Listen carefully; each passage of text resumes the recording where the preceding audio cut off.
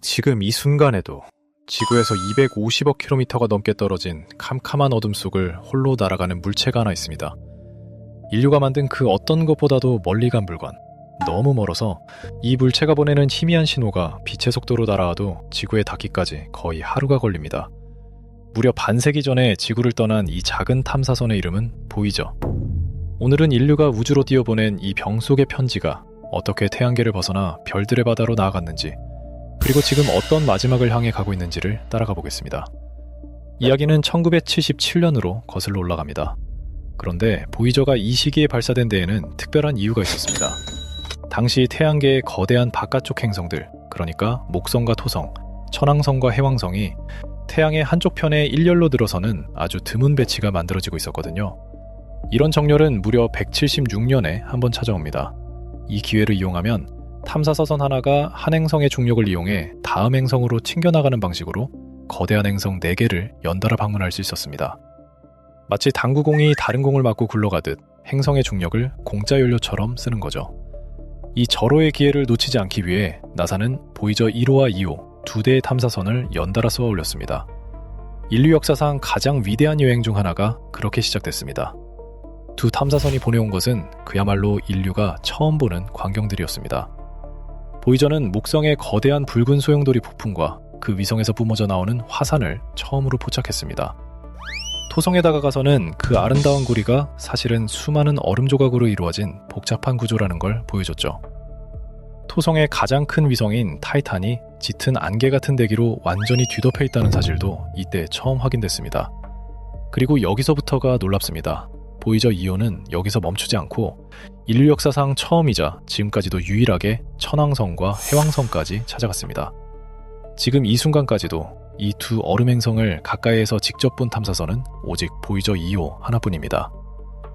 우리가 교과서에서 보는 천왕성과 해왕성의 모습은 거의 전부가 40여 년 전 보이저가 스쳐 지나가며 찍은 사진들입니다. 한 대의 탐사선이 태양계 바깥쪽 절반의 지도를 통째로 그려낸 셈입니다. 그런데 보이저에는 과학상디 말고도 아주 특별한 것이 하나 더 실려 있었습니다. 바로 골든 레코드라고 불리는 금박을 입힌 지름 30cm짜리 구리 원반입니다. 이건 놀랍게도 언젠가 이 탐사선을 발견할지도 모를 외계의 지적 생명체에게 보내는 지구의 편지였습니다. 천문학자 칼 세이건이 이끄는 팀은 이 작은 원반 하나에 지구라는 행성을 통째로 담으려 했습니다. 55개 언어로 된 인사말, 파도 소리와 새소리, 천둥과 심장박동 같은 지구의 소리들, 그리고 바흐부터 척 베리까지 인류의 음악이 이 안에 새겨졌습니다. 지구 곳곳의 풍경과 사람들의 사진도 함께 담겼죠. 이 원반은 우주 공간에서 무려 10억 년 이상 버틸 수 있도록 만들어졌습니다. 인류 문명이 언젠가 사라진 뒤에도 우리가 여기 있었다는 증거가 별들 사이를 계속 떠돌게 되는 겁니다. 그런데 이 골든 레코드에는 재생하는 방법까지 함께 새겨져 있습니다. 원반을 주운 외계 문명이 어떻게 이걸 재생하는지 알 수 있도록 겉면에 그림 기호로 된 설명이 그려져 있죠. 그 중에서도 가장 놀라운 건 우주에서 지구의 위치를 알려주는 일종의 지도입니다. 규칙적으로 신호를 내뿜는 특별한 별들, 펄서를 기준점으로 삼아 이 신호가 어느 방향에서 왔는지를 표시해둔 겁니다. 말하자면 우주에 우리 집 주소를 적어보낸 셈이죠. 물론 이 원반이 실제로 외계 문명의 손에 들어갈 확률은 사실상 0에 가깝습니다. 우주는 상상도 못할 만큼 넓고 텅 비어 있으니까요. 하지만 골든 레코드의 진짜 의미는 누군가 정말로 받으리라는 기대가 아니라 우리가 어떤 존재였는지를 우주를 향해 스스로 남기려 했던 그 마음 자체에 있는지도 모릅니다. 보이저가 남긴 가장 유명한 장면은 사실 먼 우주가 아니라 우리 자신을 향한 것이었습니다. 1990년 보이저 1호는 임무를 거의 마치고 태양계를 벗어나기 직전이었습니다. 이때 칼 세이건의 제안으로 탐사선은 카메라를 돌려 자신이 떠나온 지구를 마지막으로 한번 돌아봤습니다. 약 60억 킬로미터 떨어진 그 아득한 거리에서 찍힌 지구는 사진 속에서 그저 눈에 겨우 보일까 말까한 작은 점 하나에 불과했습니다. 햇빛 한 줄기 속에 떠있는 창백한 푸른 점. 세이건은 이 사진을 두고 저 작은 점 위에서 인류의 모든 역사와 모든 전쟁, 우리가 사랑한 모든 사람이 살아왔다고 말했습니다. 우주의 광대함 앞에서 우리의 다툼이 얼마나 사소한지를 이 한 장의 사진이 조용히 일깨워준 겁니다. 그리고 보이저는 계속 나아갔습니다. 태양은 자신의 입김이라 할 수 있는 태양풍을 사방으로 내뿜는데 이 태양풍이 미치는 거대한 거품 같은 영역을 태양권이라고 부릅니다. 이 태양권의 경계 바깥은 더 이상 태양의 영향에 닿지 않는 진짜 별들 사이의 공간, 즉 성간우주입니다. 2012년 보이저 1호는 인류가 만든 물체 중 처음으로 이 경계를 넘어 성간우주로 진입했으기. 이어서 2018년에는 보이저 2호도 그 뒤를 따랐습니다. 그 순간 인류의 손이 만든 물건이 사상 처음으로 태양의 품을 완전히 벗어나 별들의 바다에 발을 들여놓은 겁니다. 지금 두 보이저는 그 어떤 인공물도 가본 적 없는 미지의 공간에서 홀로 신호를 보내오고 있습니다. 하지만 반세기를 날아온 이 노병에게도 시간은 서서히 다가오고 있습니다. 보이저의 전력은 플루토늄이 붕괴하며 내는 열에서 나오는데 이 전력이 해마다 조금씩 줄어들고 있거든요. 그래서 나사는 오래전부터 과학 장비를 하나씩 꺼가며 전력을 아끼고 있습니다. 처음 10개였던 관측 장비는 이제 겨우 2개만 켜져 있습니다. 게다가 2024년에는 보이저 1호가 갑자기 알아들을 수 없는 신호만 보내오기 시작했습니다. 250억 킬로미터 밖에서 컴퓨터에 문제가 생긴 겁니다.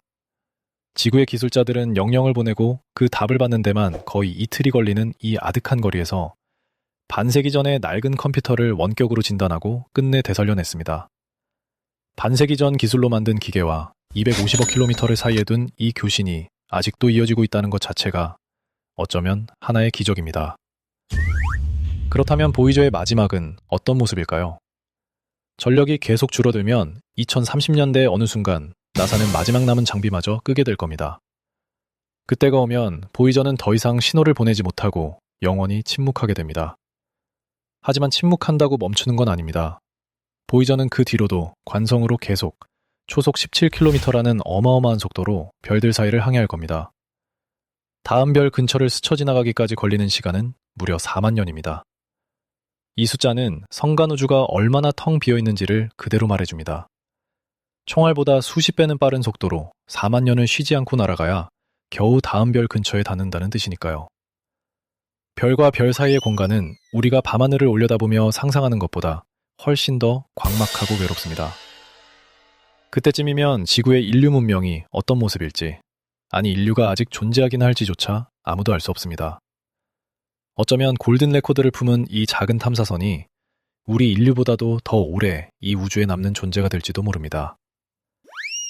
다시 지금 이 순간으로 돌아와 봅니다. 지금도 보이저는 그 캄캄한 성간우주의 어둠 속을 홀로 날아가며 점점 희미해지는 목소리로 지구의 마지막 이야기를 들려주고 있습니다. 언젠가 그 목소리가 완전히 끊기는 날이 오더라도 보이저는 멈추지 않을 겁니다. 지구라는 작은 푸른 점에서 태어난 우리가 별을 향해 처음으로 내민 손. 그 손끝에 실린 지구의 노래와 인사말은 우리가 모두 사라진 뒤에도 수억 년 동안 이 우리를 조용히 떠돌 겁니다. 어쩌면 그것이 이 짧은 삶을 사는 우리가 영혼을 향해 남길 수 있는 가장 인간적인 흔적인지도 모릅니다.